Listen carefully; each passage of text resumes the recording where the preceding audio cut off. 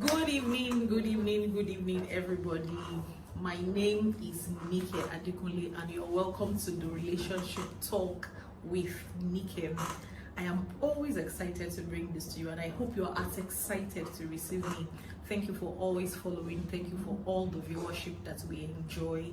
I am privileged to have people like you in my corner. So today, I decided to stay back in the office to do this. And probably you'll be seeing a lot of this because sometimes it's just okay to just, stay late in the office and do some work before you go home to retire. So today on Relationship Talk with Nike, I'm going to be addressing something as important as I've always done. And today I'm going to be talking about mistaking intensity for love. Mistaking intensity for love. And what do I mean by intensity? I mean when there is a strong emotional feeling or attachment to something, when there is extreme force. In fact, I think I have something here. When there is extreme force or degree or strength, that is intensity. And I know that a lot of us, if we be truthful to ourselves, what we really want from our relationship is intensity, where you can't breathe, especially because of some of the romantic movies that we have seen, and we watch a lot of intense emotions in the movie, and we all try to replicate it in our own lives.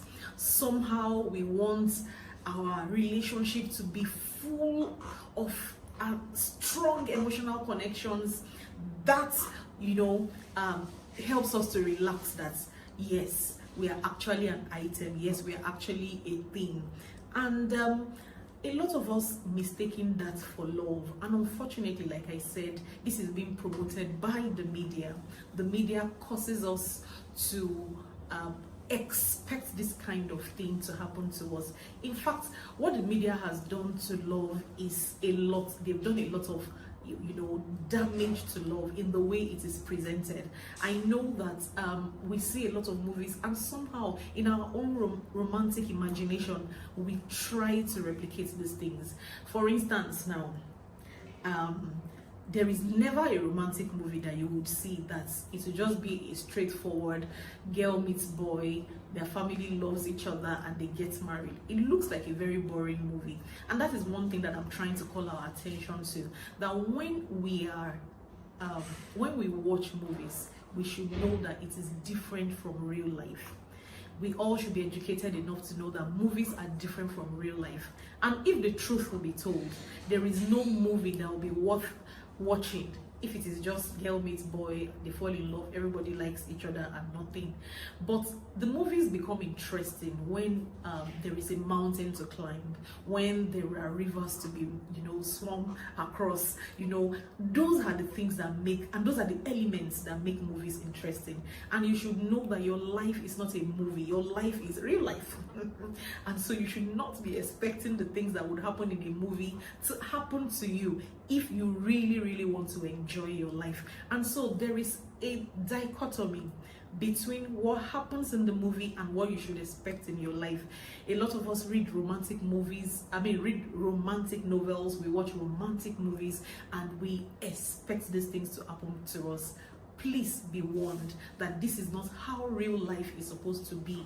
This is not how real life is supposed to be. Real life is not supposed, you are not supposed to cross oceans. You're not supposed to move mountains because you want to fall in love with someone or you want to be accepted by someone. I've seen movies where the guy does not like the lady, and she will make up her mind that, I'm going to date him, and whatever it takes to date him, I'm going to date him, and she goes for it, and she eventually has him. And I've seen movies where guys bet that I'm going to get married to this lady or maybe sleep with her, and he goes out of his way to do whatever it takes to get her, and eventually they fall in love, and most of the time the stories usually end up happily ever after. But sincerely, that is not how real life works. Real life, the way true love is expected to be carried out, the way true love is supposed to be, is that it's supposed to be peaceful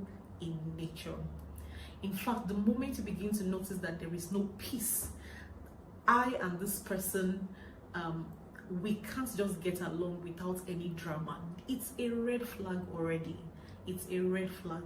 And I think that we all should come to that consciousness that once there is something that propels this feeling of intensity, it is something that we need to be cured from.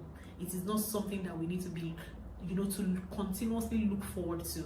So usually what happens in real life relationship is that when you are attracted, the truth is, when you first get attracted to someone, there will be intensity.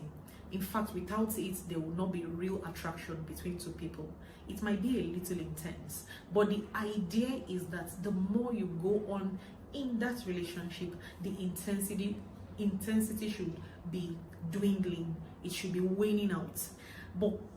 And as it continues to wear out, a lot of us begin to get anxious, and we are like, it looks like something is wrong. And you begin to sabotage the relationship until you are able to create that intensity, and all of a sudden you feel secure again, you feel reassured that, okay, we are here together. And I think you should understand that that is a problem in itself.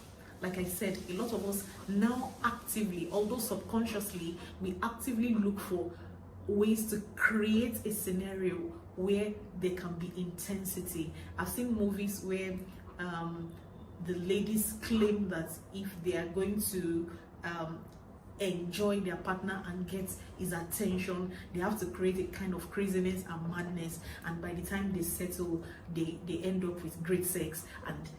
But you should know that that is not the ideal. The ideal thing that should happen is that once you begin to get into a relationship with someone and it is growing, the intensity should begin to dwindle.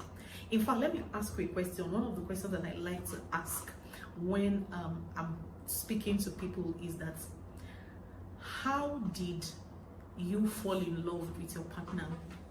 If you're married or you're in a relationship, or how did you fall in love with that person? Is it because the person was very intense? The person kept showing up at your door every day. The person was chasing you around with flowers. or it was gradual, but eventually you just said, oh, okay, I think that I love this person because this person is always there. Nobody falls in love, except, of course, like I said, there are always exceptions to the rule, but nobody falls in love with somebody on a particular day because the person was very intense that day, and the person said, I'm not going to my house, I'm going to sleep at your doorstep to prove that I love you, and the person is that intense, that's why you fell in love with the person. No, usually what will happen is that the person continuously and consistently does something good to you. The person consistently is kind. The person consistently gives you consideration. The person consistently shows you kindness. And after a while, you just look at the person and feel like, wow, I love this person. I just love this person. And that is how it happens usually, not by one act or not by one event of intensity. And so we should understand that intensity, yeah, it might be good at the beginning, yes, it might facilitate attraction, but that it should be the thing, the yardstick that you should be using to measure whether your relationship is still intact or not. No. And a lot of people miss this out. In fact, that's one of the reasons why we have a lot of divorce rates these days, because once the relationship is no longer intense, a lot of people believe that something is wrong with this relationship and they want to move on to the next thing that creates excitement. Usually intensity, it is very highly emotional, it is intense, it is very, it is just, that's like our musicians in Nigeria will sing, they make my heart go jibby jibby jibby, yeah, that is what it is. And it is not supposed, if your heart continues to do jibby jibby jibby jibby every time, then in 4 years I think you should be dead, because your heart is not supposed to function that way. And so we all need to understand the purpose of intensity. The purpose of intensity is to facilitate attraction, and once attraction has been formed, goal is that it continues to decrease little by little. But there are positive sides of intensity, and there are negative sides of intensity, and I just want to call our consciousness to this. What usually happens is that, especially for married people, when you are seeking for intensity, one of the problems that can accrue to you is that it distracts you from facing the real issues that you are having. It's a form of distraction. Intensity in marriage over a long period of time is almost like something that we use to distract ourselves so that we will never be able to get to speak about the real issues that we are having. Probably one person is being badly behaved and the other person is trying to correct, or maybe something is not going right in your relationship, and once that thing is about to be addressed, you get angry, and when you get angry, the whole thing becomes very heated, and somehow you distract yourself from feeling the pain that you're supposed to feel so that you can grow. At other times, it's also about your partner. You know, there are some narcissists and there are some abusers that use intensity to control you.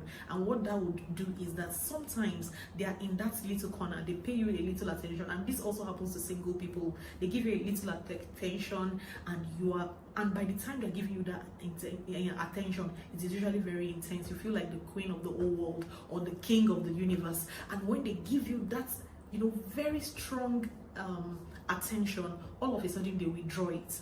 And when they withdraw it, you are wondering, what exactly is happening? What am I not doing right? And because you want to enjoy that feeling, you begin to, try to seek their attention, to get them to, be on your side again. What is happening here? And somehow they use it as a means of control. And you need to be aware of this, especially for single people. If that person is into you, the person will not be giving you limited attention. It should cut across. Even if the person is a very busy person, maybe at the end of the day, the person should just have enough time to drop a one-liner with you, or to just check up on you. And even if you have an agreement, okay, we'll be checking up on each other maybe 2 times, 3 times a week, but it should not be something that is forced. It should not get you into that place where you are having mixed feelings and mixed, they're giving you mixed feelings, or mixed messages, where you are not able to interpret what exactly are they doing. Is this that this person does not want me again, or this person is into another person, or is too busy to have my time? No good love story should be written that way, where you completely ignore your intending partner or your partner. You completely ignore them, then after a while you pick up again and it is intense. No, people like that usually use such device to control you, and you should be aware and be wary of people that use that kind of intensity to control you. So in all, it is usually about like I said, it can be a negative thing, but mostly negative, and it can also be a positive thing, in that when there is that kind of intensity, it facilitates attraction, where 2 people can get to know each other. Because without that level of attraction, nobody will be getting married, nobody will be into each other. But that initial intensity is what facilitates attraction, and I think we should be aware of this so that we know where we fall in the spectrum of things, and we will not be in a place where we are being abused, or we are being manipulated and being controlled by intensity. And we will also not be in a place where we are actively seeking intensity because we think that that is love. Intensity is not love. Love should be peaceful. Love should be gentle. Love should decrease from the place of intensity to the place where things become slightly predictable, that I know this person and this person knows me. And if you are trying to replicate that movie, trust me, your life is not a movie, and it doesn't work that way. And so this has something to do with attachment, the way you are attached to there's something in science, there's something in the relationship world that we call the attachment theory, and this has something to do with your kind of attraction. Attachments that you have formed from the beginning. And if you want to know a lot more about, attachments, you might want to take one of my courses. It's on our website. You might want to take the course and just find out for information's sake. And the title of that course is The Attachment Theory. You may want to get there to find out how exactly, especially if you are working with people, if you are a counselor working with people, you might want to know something about how attachments affects our relationship.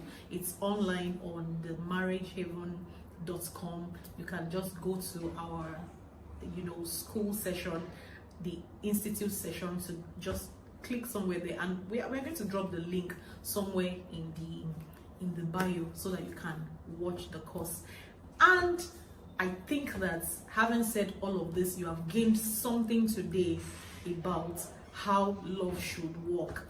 Love, especially for teenagers and young people, single people, love should not be intense. And if you're a married person and you're beginning to feel naked, that this relationship, I don't think it was like the way it was when we first started, know that you are only getting anxious because that familiar thing that happened, it looks like it's being taken away from you. But know and rest in the fact that it is not supposed to be like that. In fact, that is what we call enmeshment, and you're not supposed to be enmeshed with your partner. And so I think that with that, I'll be able to enlighten you today about something in your relationship. If it is a truly love affair, then it should be peaceful. There should not be my heart is going jiggy jiggy. And until I come your way next week,